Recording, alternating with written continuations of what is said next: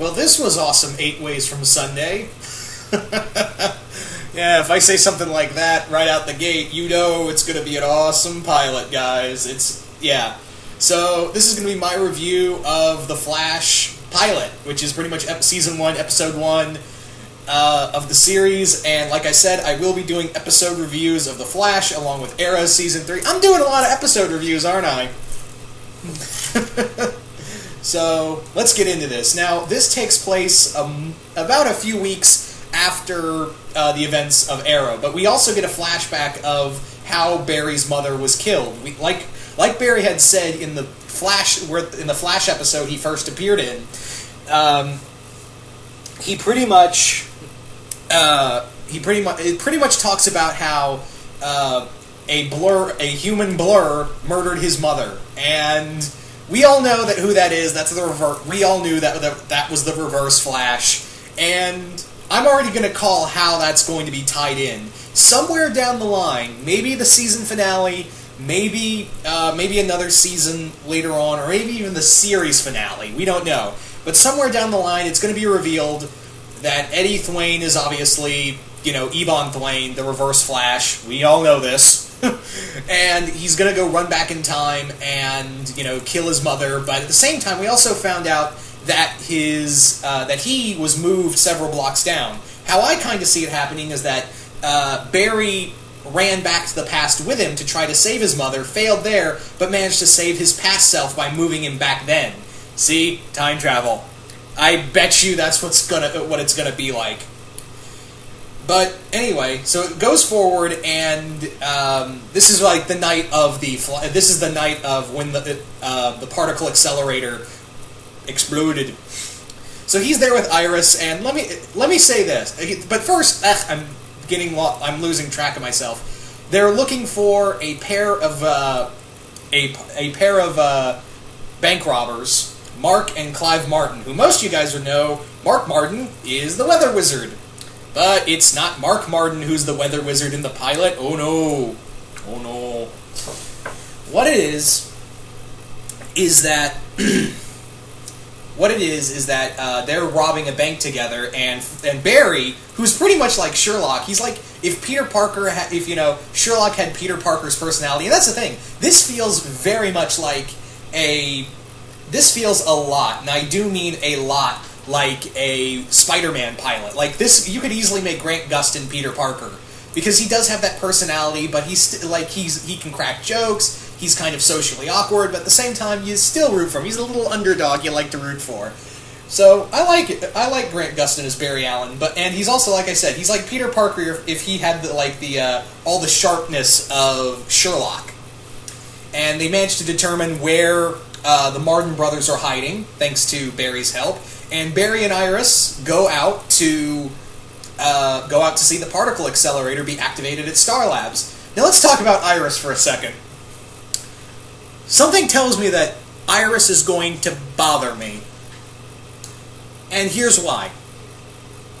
In one sentence, but maybe they can change this. Maybe they can change this in the character. But let me say this. Let me say this. In the episode where they're walking together and she's talking about, my dad said, he was pretty pissed off when you had that unexplained trip to Starling City. And she's like, did you meet a girl there? And they're talking about girls, and she's like, well, if you ever, I know we're pretty much like brother and sister, because they've been living together since his dad was framed by the Reverse Flash. I know that pretty much we've been living together since we were brother and sister, and Barry's clearly trying to tell him something, and Iris is just like, no, if you ever want to have a problem, just come talk to me about girls, and I'll be happy to help you. At this point, I'm like, really? You couldn't catch on that he likes you? You couldn't catch... I don't know. Maybe it's just me. Maybe it is just me. But, I don't know. Maybe girls... I know girls that are smarter than that. I know women are a lot smarter than that. Well, I can account for 3 of them that are not that smart, and all 3 of them are my relatives. But that's neither here nor there. But no, I really No, I know that women are not that. I know women are smarter than that. I know women are a lot smarter than that. I'm pretty sure women have the ability to pick up on when a guy likes them faster than the guy knows that he likes the girl. It's like a sixth sense sometimes. Maybe it's just me. Maybe it's just maybe it was how the actress said it, or maybe it was the writing. I don't know. It just feels like she's going to bug me throughout the entire season. So, but yeah, and it's not because she's black. Don't get me wrong. Don't think that. I think it's what's really bothering me is the delivery of that line. That's what's really bothering me, and how the character is probably going to be written as the friend type character that that's going to lead to a lot of teen drama between Barry and Iris. But however, having said that, Iris is very likable, and I don't know. But again, I like her, but she's going to bug me. That's a weird thing to say. I know it's a really weird thing to say. But moving on. So, they're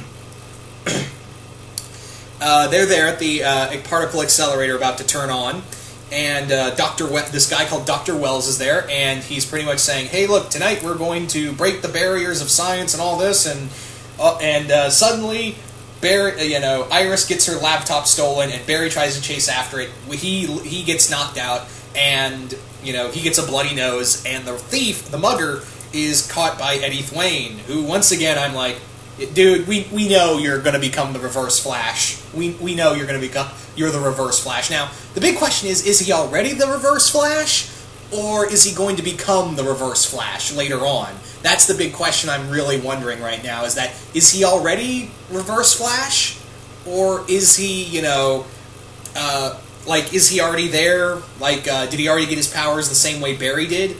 Or is he going to get his powers later on and be like, "You ruined my life, Barry Allen," and run out and kill his mom and build up to all those other events? I don't know. Maybe that's one of those. Either A or B is going to happen. A or B is the bet. But yeah, Eddie. He's known as Eddie Thwayne, not Ebon Thwayne. And Eddie pretty much catches him. And Barry goes into his in the lab to get some supplies or whatever, and gets struck by lightning and goes into a coma for 9 months. He wakes up in what's left of Star Labs, and Dr. Wells is there, apparently crippled, with only 2 other assistants with him, who will later become Killer Frost and Vibe. Or maybe they may have their powers, and I'll get into that in a bit. And he pretty much says, "Hey, look, you've been in a coma for 9 months." And I love the line where Barry looks at the mirror and he says, "Lightning gave me abs." So he runs out after he actually gets an explanation from Dr. Wells on what happened with the particle accelerator. And there's also a nice little reference to Grodd. And I'm kind of hoping maybe we will get Gorilla Grodd in this series, because I don't want to say how, but it's this nice little pic of, you'll see it when you see it. They close up on it, so it gives me a little hope of maybe we will see Grodd in this series. But anyway, so Barry heads back, he finds Iris, and slowly discovers his powers, kind of in a very Peter Parker way. I say that this is, again, a very Peter Parker-ish show. Heads back to the police force and meets Eddie again.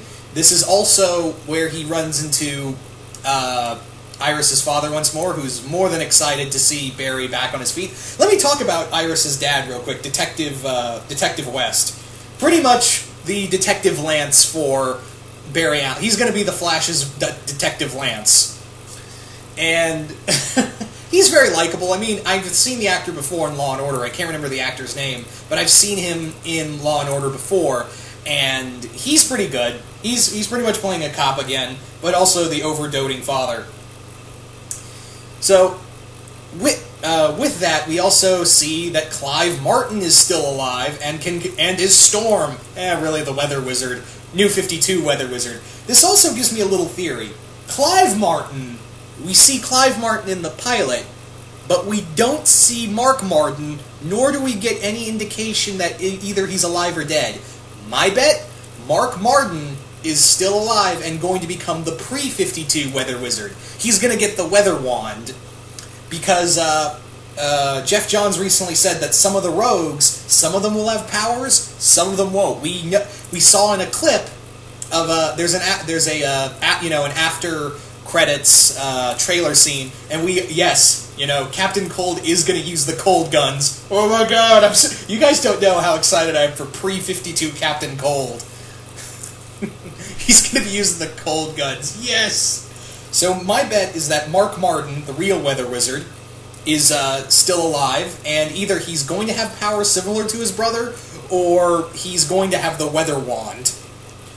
My bet is I really want the Weather Wand. And I know that sounds, it's the Weather Wand, but hey man, don't mock the Weather Wand. But let's talk about Clive as the Weather Wizard. He is a very just one-note, I'm evil and I'm going to steal the money from the bank. That's really what all he is. He's just this one-note, okay, you're the villain for the pilot, let's just get over with you. That's really all he is. But you know what? It's fine. He wasn't even the main focus. He's just the one-dimensional bad guy. I mean, even Malekith and Ronan the Accuser from the Marvel movies are like, we had more development than him. That's really what it is. So, yeah, Mark Martin is making that money, and Barry is slowly discovering who he is. And eventually, he discovers that, Eddie and Iris are in a secret relationship, and that's at the same time, conveniently, he runs into Clive Martin, and they have this pretty cool fight on the road, and that's where he discovers that, hey, he has weather powers. And then he tries to tell Detective West, and he's like, you know what, you're crazy, that's not true. And then along comes Eddie, just at convenient time, says, hey, look, this looks like Clive Martin, but it can't be. He's dead. And that's when we discover that it wasn't, Barry wasn't the only one who was changed by the... he wasn't the only one changed by the particle accelerator, and that's when, Dr. Harris is pretty much telling him, no, that particle accelerator went off. Around the world, everyone's getting, there are people called metahumans out there, and he gives a casual look to the other two people under his staff, and he kind of gives them this look, and they look away, and I'm kind of thinking, do they already have their powers? I'm kind of thinking that maybe they already have their powers, and they're just keeping it a secret. That's what I'm kind of betting on, is that they already have the powers to make them Vibe and Killer Frost. At least that's just the theory I'm kind of riding with right now. Stay with me. But, anywho, so, also, again, there's also another great scene in here that feels very Spider-Man-ish, where he's testing, the limits of his speed, and he's running, and he's like, woohoo, and all this, and he's running around, and that was pretty funny. At the same time, we also get more about his backstory with what happened with his mother.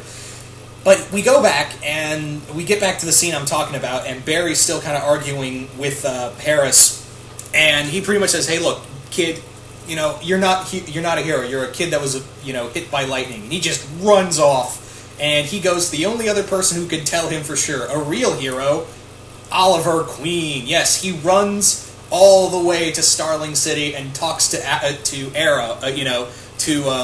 Oliver, and Oliver pretty much says, look, you can be someone I can never be. You can be a symbol of hope. I have to work in the shadows, but you can, watch over your city in the daytime all the time. You can be their protector. And, yeah, and he says, yeah, I don't think that lightning bolt struck you, I don't think it struck you it was just out of chance. I think it chose you. And there was a part of me thinking, maybe they'll do like the Geoff Johns Flash Rebirth story where it said that Barry Allen was really the lightning bolt that struck Barry Allen. I know it's weird, but eh. And with Geoff Johns, once again, as the showrunner of The Flash, I bet you that he'll throw his own work in there, which is fine. His work is awesome. So yeah, Eddie and Detective West go out to the last place they were, to where the Martins were, and find Clive Martin there, and he's like, I'm a god! Boom! And Eddie gets knocked out, and Detective West sees Barry fight him. And this is where the only complaint I have with the episode is that the fight is a little too short. In fact, it's not really even a fight, really. The two just, the Flash just runs around. And again, let me say this again. Let me say this another time.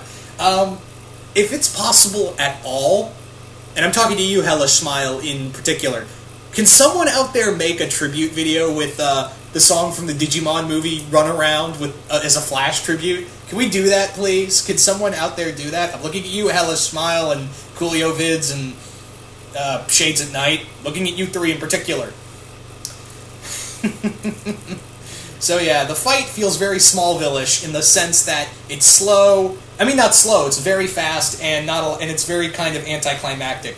I'm kind of hoping that's not the case for all the fights. I'm just gonna let it go because it's a pilot. Very good pilot. It's a lot better than I enjoyed this a lot more than the Gotham pilot, even though the villain was one-dimensional. But the thing that got me really interested was Grant Gustin as the Flash. Again, he gives a very Peter Parker-esque kind of performance to him. Clive also, getting back to the plot, Clive gets shot by Detective West, and Detective West discovers that, hey, you're the Flash, and you can never tell my daughter. And this leads to him saying, I'm gonna be saving lives, and with a friend, something like that. I'm paraphrasing here. He's just like, I'm gonna, thanks to a friend of mine, I think I got a really cool name, and it's gonna catch on. Boom, the Flash. Then we get an after-credits scene of Dr. Harrison Wells going into a secret room in Star Labs, standing up, throwing away his glasses like he didn't even need them, walking over to a holographic newspaper clip in the year 2024 saying that the Flash has gone missing. And we see a few other things. Like, there's one thing in particular that caught my eye was there's in the little little offside, there's a thing that's the headline that says Wayne Tech and and Queen Industries merger finally complete. Yeah, so we got a little mention of Batman again. Well, finally a mention of Batman, which I thought that was pretty clever. The whole Wayne Tech and Queen Industries. But yeah, now the other thing is that is he from the future, or is he is he know something else? Because he's just smiling at it, seeing this kind of all of this come to fruition. So was he responsible for the Flash going missing, or does he know something else is up? I don't know. It's going to be a very interesting mystery to solve. So all in all, really enjoyed the Flash pilot. Absolutely love the acting. Iris might bug me, but I'm kind of hoping it's not going to be like Laurel level of annoyance. But all in all, really did love this pilot. Cannot wait to see the other characters they're going to bring in, like Firestorm, Captain Cold, so many other stuff. And again, tomorrow we get Arrow Season 3. Yay! So you guys tell me, what did you guys think of Arrow, of the Flash pilot? Did you guys like it? Did you guys hate it? Comment below, let me know, and I will see you guys later.